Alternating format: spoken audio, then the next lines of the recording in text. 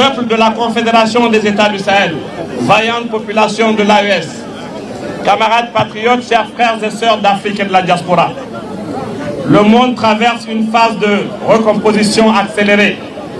Les équilibres anciens vacillent, les rapports de force se redéfinissent et les peuples longtemps relégués à la périphérie de l'histoire se lèvent pour reprendre la maîtrise de leur destin. Dans ce contexte de basculement, une réalité s'impose.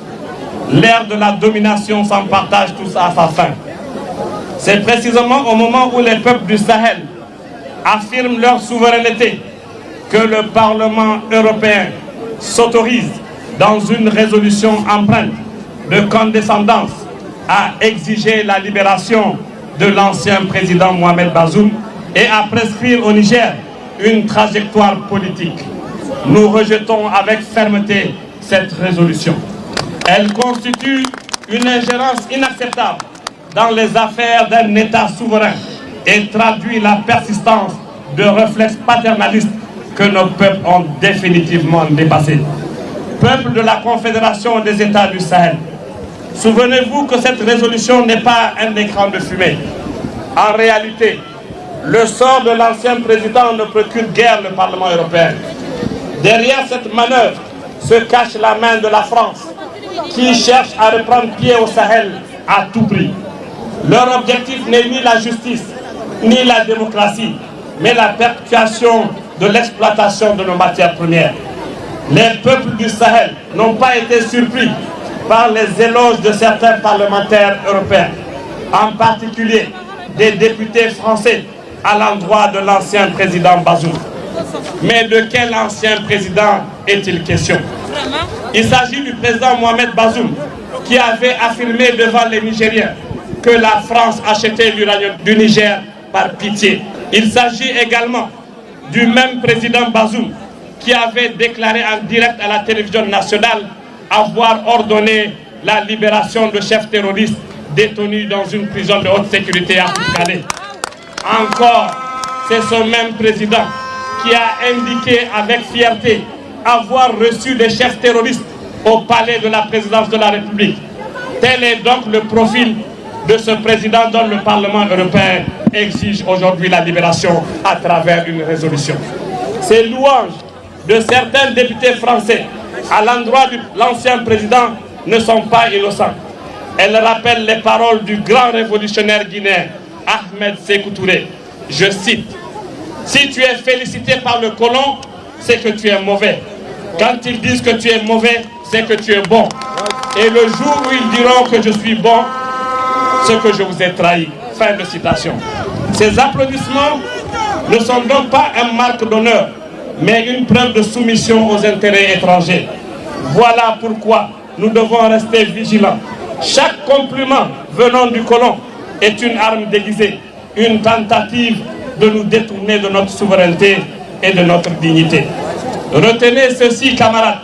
Chaque critique, je dis bien chaque critique, adressée à nos leaders de l'AES par les dirigeants français et leurs suppôts est la preuve éclatante qu'ils sont sur la bonne voie. Ces attaques ne révèlent rien d'autre que leur fidélité à leur peuple et leur engagement à défendre la souveraineté de nos nations.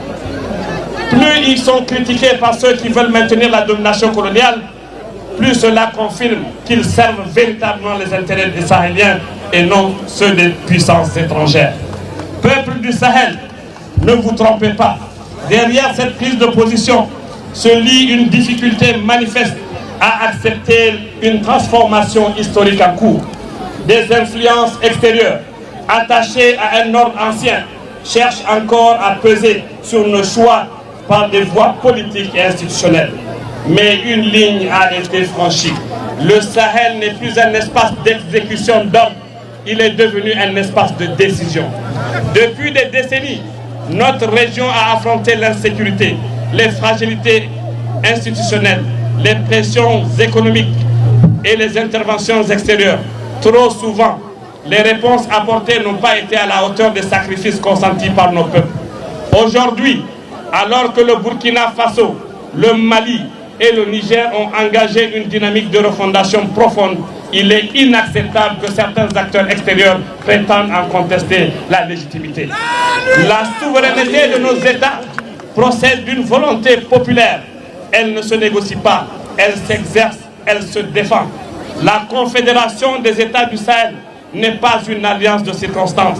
Elle incarne une solidarité stratégique entre États et peuples frères, une volonté irréversible de reconquête de notre souveraineté politique et économique, une ambition de refonder la gouvernance au service exclusif de nos populations. Cette dynamique est historique, elle est portée par les peuples et elle est irréversible. À cet instant décisif de notre marche commune, nous rendons un hommage appuyé au père fondateur de la Confédération des États du Sahel, le capitaine Ibrahim Traoré, le général Assimi Goïta et notre président, le camarade président, le général d'armée Abdrahmane Chani. Nous rendons un hommage appuyé aux pères fondateurs donc, de la Confédération des États du Sahel par leur engagement, par leur courage politique et leur sens de l'histoire. Ils ont su incarner les aspirations profondes de nos peuples et ouvrir la voie de souveraineté, de dignité, mais surtout de responsabilité. Leur action s'inscrit désormais dans la mémoire vivante du Sahel et dans le patrimoine politique des luttes d'émancipation. Peuple du Sahel, camarades, patriotes, défenseurs de la dignité et de la souveraineté. En ce 28 mars 2026, les peuples du Burkina Faso, du Mali, du Niger se tiennent debout. Dans nos villes comme dans nos campagnes, la mobilisation citoyenne s'exprime avec dignité, calme et détermination. Elle traduit une volonté claire de défendre la souveraineté conquise et de refuser toute tutelle extérieure. De Niamey à Bamako, de Bamako à Ouagadougou, cette mobilisation se déroule en simultané, traduisant l'unité d'action et de vision de nos peuples. Au-delà de nos frontières, dans plusieurs capitales à travers le monde, nos compatriotes de la diaspora organisent des meetings pour amplifier et soutenir cette voie sahélienne. Ainsi, c'est un même élan, une même détermination, un même message qui s'exprime aujourd'hui. Du cœur du Sahel jusqu'aux quatre coins du monde. Nous saluons la solidarité exemplaire entre les peuples du Mali, du Burkina Faso et du Niger. La ES! Vive! La ES! Vive! La ES! Vive! La ES! Vive! Cette unité constitue notre première force. Elle est notre garantie face aux défis présents. Nous encourageons les autorités de nos États à poursuivre avec constance et responsabilité la trajectoire engagée sans céder à aucune pression. Peuple de la Confédération des États du Sahel, chers camarades, le moment que nous vivons dépasse nos frontières. Il interroge l'ordre international, ses équilibres, ses principes. Il pose une exigence simple, celle du respect des peuples et de leur droit à disposer d'eux-mêmes. Notre combat ne se limite pas à une revendication politique. Il porte une ambition plus large, construire des États fondés sur des valeurs de justice, de dignité, de responsabilité, mais surtout d'ancrage culturel. Un modèle de gouvernance au service exclusif des peuples. Peuple du Sahel et particulièrement peuple nigérien, soyons soudés, soyons unis et résolument solidaires. Comme l'a rappelé notre leader, le camarade président, le général d'armée Abdrahmane Chani, lors de son discours du 25 mars 2026, à l'occasion de l'an 1 de la charte de la refondation. Je cite, « La promulgation de la charte, c'est la définition d'un nouveau contrat politique entre les peuples souverains et ceux qui ont la lourde responsabilité de présider aux destinées du Niger et de sa refondation. Chaque dirigeant ou citoyen a un rôle à jouer, doit l'assumer pleinement, car c'est la condition de base pour réussir notre grande ambition, faire du Niger un pays véritablement souverain et prospère. La responsabilité des citoyens nigériens est de rester unis, solidaires, résilients et engagés pour soutenir les politiques publiques et défendre notre cher pays. » Fin de citation. Que ces paroles résonnent comme un appel à la vigilance, à l'unité et à la détermination de nos peuples. Enfin, peuple du Sahel, peuple d'Afrique et du monde entier, nous exprimons notre soutien indéfectible à tous les peuples qui se battent avec honneur pour la dignité. j'ai une pensée spéciale pour le peuple palestinien, pour le peuple vénézuélien, pour le peuple iranien, mais surtout pour le peuple cubain, soumis à un blocus intenable.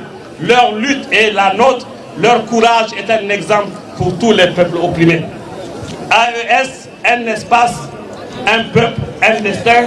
Vive la révolution sahélienne, vive la Confédération des États du Sahel et ses pères fondateurs, le capitaine Ibrahim Traoré, le général Assimi Goïta et notre guide de la révolution, le général d'armée Abdrahman Chani.